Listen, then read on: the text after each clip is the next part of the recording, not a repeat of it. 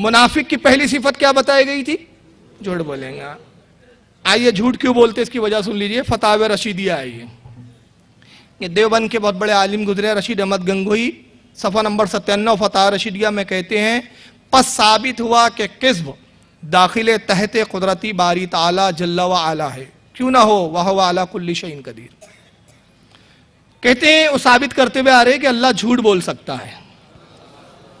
تو بڑے گاڑی اردو میں لکھی تھا کہ عام عوام تو سمجھے ہی نہیں, اوپر والا طبقہ سمجھ لے کہ بولنا کیا جا رہا ہے. کہتے ہیں کہ ثابت تو یہ ہوا کہ کذب کہتے ہیں جھوٹ کو, داخل تحت قدرت باری تعالی و جل و علا ہے, یعنی اللہ کی قدرت کے تحت داخل ہے, یعنی اللہ کو قدرت ہے, وہ چاہے تو جھوٹ بول سکتا ہے. اور کیوں بولتا ہے؟ کیونکہ وہ خود کہتا ہے وَهُوَ عَلَى كُلِّ شَيْءٍ قدیر, وہ ہر چاہے پر قادر ہے, تو جھوٹ پر بھی قادر ہونا چاہیے. جھوٹ اگر نہ بولے اللہ تو بندہ تو جھوٹ بول سکتا ہے, اور اللہ نہ بولے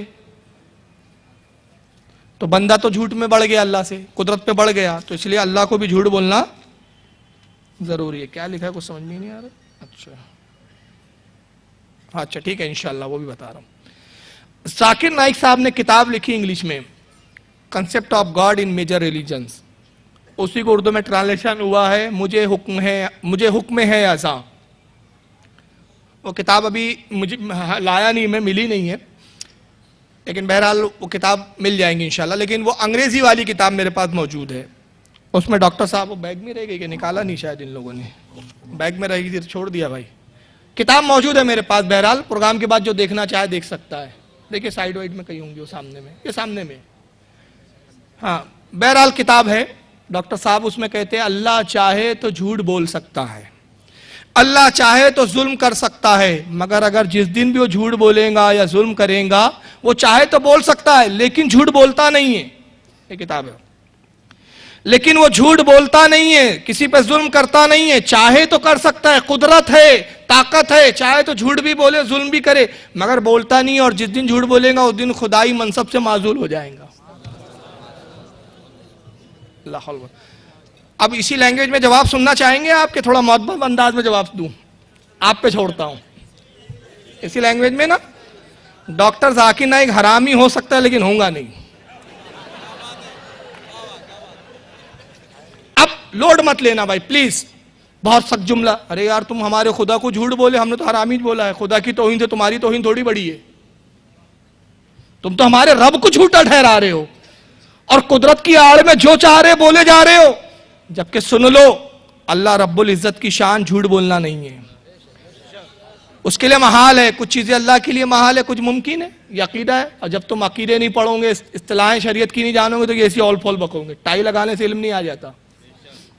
ایک رکشے والے کو ٹائی لگا دو تو علم نہیں آ جاتا. چیڑ پھاڑ کا ڈاکٹر تو بھلتی جگہ آ گیا, لائن ہی نہیں ہے نا. اب سنیے ممکن اور محال کیا ہے. ممکن یہ ہے کہ اللہ کی قدرت کے تحت وہ چیزیں وقوع نہیں ہوتی, مگر قادر ضرور ہے. وہ جیسے عورت سے بچہ پیدا کرتا ہے, قادر ہے درخت سے بچے پیدا کر دے, ممکن ہے.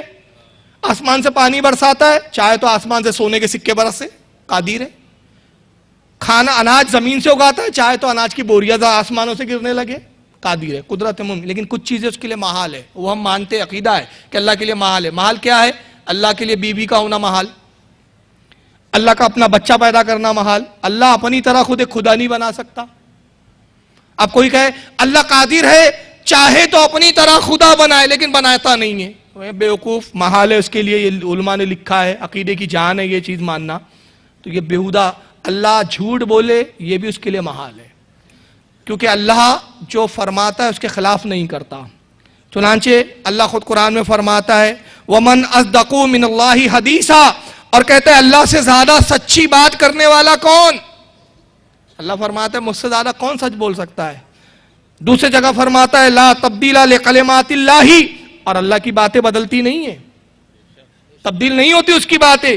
تو اسی جگہ ارشاد فرمایا واللہ لا یستحی من الحق, اور اللہ حق بات کہنے میں کسی کا لحاظ نہیں کرتا. تو اللہ کی شان نہیں ہو جھوٹ بولے, مگر ان کے نزدیک اللہ جھوٹ بھی بول سکتا ہے. یہ جھوٹ بولنا بھی ان کے نزدیک ممکن ہے. تو جب انہوں نے اللہ کو جھوٹا ٹھہرا دیا تو نتیجہ کیا ہوا؟ یہ خود جھوٹ بولنے لگ گئے. جن کا خدا ہی جھوٹا ہو تو وہ جھوٹ کیوں نہ بولے. اب آئیے ایک جھوٹ میں بتا رہا ہوں, یہ دیکھ لیں، یہ ہے براہین القاطعہ،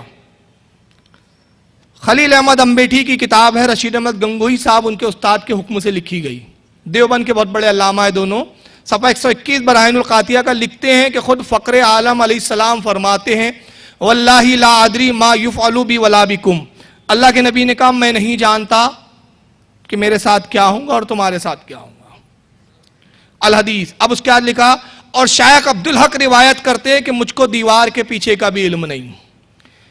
اس کا میں ایک چھوٹا سا جواب دے رہا ہوں، زیادہ تفصیل میں نہیں جا رہا ہوں۔ انہوں نے لکھا کہ شیخ عبدالحق محدث دہلوی نے روایت کیا کہ رسول اللہ نے فرمایا مجھے دیوار کے پیچھے کا حکم نہیں۔ پوری دنیا دیوبندیت کو میں چیلنج کر رہا ہوں، شیخ عبدالحق محدث دہلوی نے کس کتاب میں لکھا وہ کتاب دکھا دو، ختم بات، بس اس سے زیادہ ابھی تفصیل کا وقت نہیں ہے میرے پاس۔ اگر واقعی تم حلالی ہو، یہ میرے پیٹنٹ جملے ہیں، میں اس لیے بولتا ہوں کہ رسول اللہ کی حدیث ہے جو میرے صحابہ کا ادب نہ کرے، جو میری تعظیم نہ کرے، میرے اہل بیت کے حق کو نہ پہچانے، 3 حال سے خالی نہیں، نبی پاک کی حدیث ہے، حرام کی اولاد ہے۔ یہ امام طبرانی نے لکھا ہے اس حدیث کو، امام بہقی نے بھی لکھا ہے شعب الایمان میں نہیں کہہ رہا ہوں، حدیث کے الفاظ۔ رسول اللہ کہتے ہیں جو میرا ادب نہ جانے، میرے اہل بیت کی تعظیم نہ کرے، میرے صحابہ کا حق نہ پہچانے، وہ 3 حال سے خالی نہیں، یا تو حرام کی اولاد ہے، حیضی بچہ ہے، یا تیسرا منافق ہے۔ 3 میں سے ایک ضرور ہے، چوتھا کوئی کیٹیگری نہیں ہے۔ تو اب یہ شاہ عبدالحق نے کس کتاب میں لکھا، اس کتاب کو دکھا دو، اس دن دکھا دوں گے، میں تمہاری غلامی کرنے کے لیے تیار ہوں۔